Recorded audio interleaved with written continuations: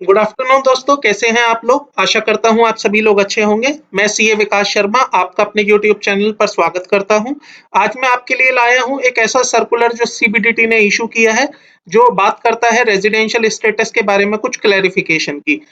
इस सर्कुलर को स्टार्ट करने से पहले मैं आपको बता देना चाहता हूं, जैसा कि हमने अपनी वीडियोज में रेजिडेंशियल स्टेटस के बारे में पढ़ा था, जहां पर हमने रेजिडेंट को 3 कैटेगरी में डिवाइड किया था। एक था हमारा रेजिडेंट, दूसरा resident not ordinary resident and तीसरा था नॉन रेजिडेंट। आप अच्छे से समझ गए होंगे उस चैप्टर में, जब हमने इंसिडेंस ऑफ टैक्स पढ़ा था तो हमने ये भी जाना था रेजिडेंट ऑर्डिनरी रेजिडेंट के केसेस में मैक्सिमम, इवन मैं कहूंगा सभी इनकम टैक्सेबल होती हैं, चाहे वो उसने इंडिया में कमाई है चाहे वो इसने इंडिया के बाहर कमाई है।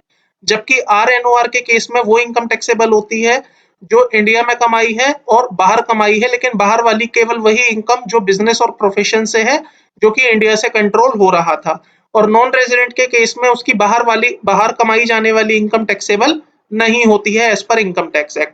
तो अगर मैं इस रूल के हिसाब से बात करूं तो रेजिडेंट ज्यादा से ज्यादा इनकम पर टैक्स देता है, आरएनओआर उससे कम इनकम पर टैक्स देता है, जबकि नॉन रेजिडेंट के दायरे में बहुत ही कम स्कोप आता है जो कि इंडिया में टैक्सेबल होता है। अब यहीं से रिलेटेड एक सर्कुलर कल सीबीडीटी ने इशू किया। उस सर्कुलर के बारे में बताने से पहले आपको समझ आ जाना चाहिए कि एक पर्सन जो इंडिया में कम टैक्स देना चाहता है वो हमेशा क्या चाहेगा, अपने आप को नॉन रेजिडेंट डिक्लेयर करना। वो कभी भी ये नहीं चाहेगा कि वो इंडिया का रेजिडेंट बन जाए, जिसकी वजह से उसे अपनी बाहर कमाई जाने वाली इनकम पर भी इंडिया में टैक्स देना पड़े। तो उसकी कोशिश हमेशा रहेगी नॉन रेजिडेंट बने रहने की। अब सरकार ये कहती है कि अगर आप इंडिया में 182 दिन रह गए तो आप ऑटोमेटिकली रेजिडेंट बन जाओगे। Basic condition section 6 subsection 1 simple ये कहता है कि अगर आप 182 डेज से ज्यादा इंडिया में रह गए, देन उस केस में आप रेजिडेंट बन जाओगे, और जैसे ही आप रेजिडेंट बन जाओगे आपकी बाहर वाली इनकम भी हम टैक्सेबल कर देंगे। तो कोई पर्सन जो एनआरआई है वो हमेशा ये चाहेगा कि वो इंडिया में कभी भी 182 दिन से ज्यादा ना रहे। अब क्या हुआ, इस कोरोना के मैटर में बहुत सारे ऐसे विदेशी लोग जो इंडिया आए थे वो इंडिया में फंस गए। अब वो इंडिया को छोड़कर वापस नहीं जा पाए। उस बीच में अचानक से उनका 182 डेज वाला जो क्लॉज था वो डिफीट हो गया। मींस उनकी प्लानिंग थी, अच्छे से पहले से वो प्लान करके आए थे कि हम 182 डेज होने से पहले ही इंडिया छोड़कर वापस अपने कंट्री में आ जाएंगे, लेकिन अचानक से कोरोना के इश्यूज की वजह से सारी इंटरनेशनल फ्लाइट कैंसिल हो गई, सारी मूवमेंट्स कैंसिल हो गई। देन उनकी पूरी की पूरी प्लानिंग डिफीट हो गई। इसी बेसिस पर मेजॉरिटी ऑफ द पर्संस ने रिप्रेजेंटेशन दी टू डिपार्टमेंट की उनकी इस प्ली को एक्सेप्ट किया जाए और यहाँ पर एक सोल्यूशन निकाला जाए। उसी सॉल्यूशन को लेकर सीबीडीटी ने 8 मई 2020 को सर्कुलर 11 ऑफ 2020 इशू किया, जिसमें उन्होंने एक क्लैरिफिकेशन जारी करी और बात करी उन रेजिडेंशियल स्टेटस की उन लोगों के लिए जो इंडिया में फंस गए हैं और अपनी कंट्री वापस नहीं जा पाए हैं। अब उनका क्या होगा, वो रेजिडेंट होंगे या नॉन रेजिडेंट होंगे, इसी बारे में इस वीडियो में हम चर्चा करेंगे। तो सबसे पहले बात करते हैं सीबीडीटी का सर्कुलर जारी हुआ 8 मई 2020 को। सर्कुलर नंबर है 11/2020, जिसमें उन्होंने बात करी section 6 of income tax act 1961 के बारे में, जहां पर उन्होंने बोला कि हमें बहुत सारी रिप्रेजेंटेशंस मिली from a multiple sources and individuals, जहां पर वो रिक्वेस्ट कर रहे थे कि हम इंडिया आए थे, इस इंटेंशन के साथ आए थे कि हम इंडिया छोड़ के चले जाएंगे before the end of the previous year for maintaining their status as a non resident and not ordinary resident in India. लेकिन due to declaration in the lockdown, जो डिक्लेरेशन हुआ लॉकडाउन में, and suspension of the international flight owing to outbreak of novel corona virus, जो कि आप सभी जानते हैं, they are required to prolong their stay in India. उन्हें इंडिया में ही रुकना पड़ गया। अब ऐसे में क्या हुआ दोस्तों, मान लीजिए किसी का 170 डेज ही कंप्लीट होता है इंडिया में, अगर वो अपना शेड्यूल्ड डेट के हिसाब से इंडिया छोड़ के चला जाता, लेकिन नोवल कोरोना वायरस के चक्कर में सारी फ्लाइट्स कैंसिल हो गई, देयर इज नो ऑप्शन कि वो इंडिया छोड़ के जाए, तो ऐसे में उसे इंडिया में ही रुकना पड़ा। अब इंडिया में रुकने की वजह से क्या हुआ, उसका जो स्टे था इंडिया में वो 182 डेज से क्रॉस हो गया। और एज पर लॉ जैसे ही अगर आपका 182 डेज से क्रॉस हो जाएगा stay in India, you will become a resident. और रेजिडेंट बनते ही क्या होगा, उनकी फॉरेन इनकम भी इंडिया में टैक्सेबल हो जाएगी।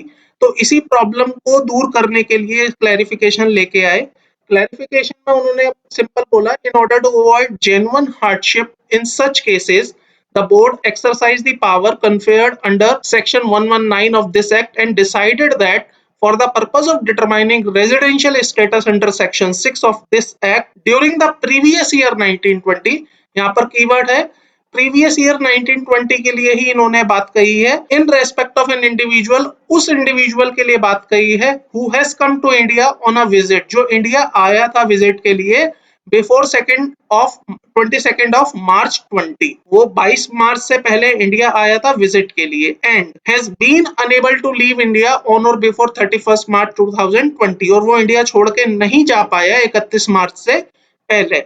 His period of stay in India from 22nd of March 20 to 31st March 20 shall not be taken into account. Simple clarification में बोला गया कि अगर आप इंडिया आए थे 22 मार्च से पहले और नहीं जा पाए हो आप इंडिया छोड़ के 31 मार्च 2020 से पहले, तो for the purpose of residential status computation हम आपका 22 मार्च से लेके 31 मार्च तक का पीरियड कंसीडर नहीं करेंगे।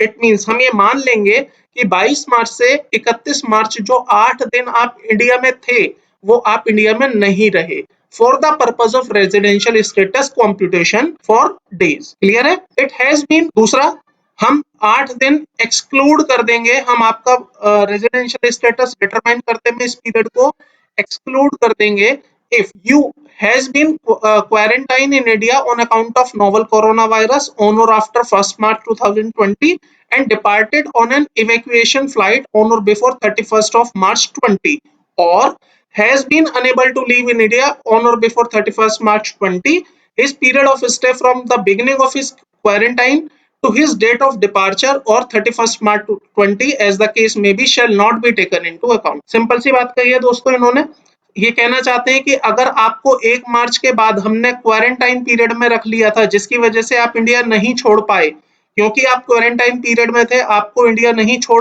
आप इंडिया छोड़ के नहीं जा सकते थे, तो जितने टाइम में आप क्वारंटाइन पीरियड में रहे, 10 दिन, 15 दिन, 20 दिन, 25 दिन, what ever the period is, जितने भी टाइम आप क्वारंटाइन पीरियड में रहे हैं वो पीरियड हम आपका एक्सक्लूड कर देंगे for the purpose of determining your residential status. It means उस पीरियड को हम आपके 182 डेज वाली कैलकुलेशन में इंक्लूड नहीं करें। तीसरा पॉइंट उन्होंने लिखा, has departed on an evacuation flight on or before 31st March, his period of stay in India from 22nd of March to his date of departure shall not into account, shall not be taken into account. Simple सा वो meaning फिर से कह रहे हैं कि अगर आपको डिपार्ट कर दिया गया था ऑन एन इवैक्यूएशन फ्लाइट, तो उस केस में 22 मार्च से लेके 31 मार्च तक का पीरियड आपका हम for the purpose of residential status compute नहीं करेंगे। क्लियर दोस्तों? मैं बता देना चाहता हूं सेम तरह की क्लैरिफिकेशन जल्द ही सीबीडीटी इशू करेगा फॉर द फाइनेंशियल ईयर 2021, क्योंकि यहाँ पर उन्होंने रेजिडेंशियल स्टेटस की बात करी है जो कि 31 मार्च 2020 तक के लिए एप्लीकेबल है। जब नया फाइनेंशियल ईयर स्टार्ट होगा, नया असेसमेंट ईयर स्टार्ट होगा, तो उसके लिए फिर से ये क्लैरिफिकेशन सीबीडीटी की तरफ से आ जाएगी, which is applicable for the financial year starting from 1st April 2020 and ending on 31st March 2021।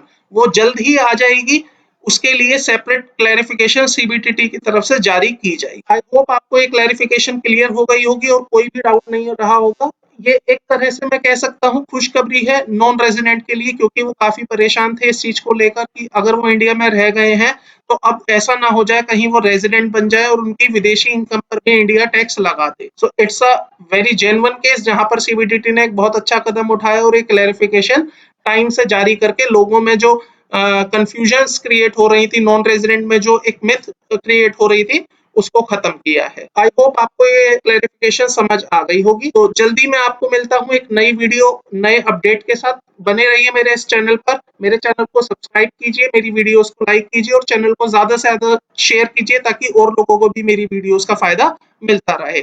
Thank you, bye bye.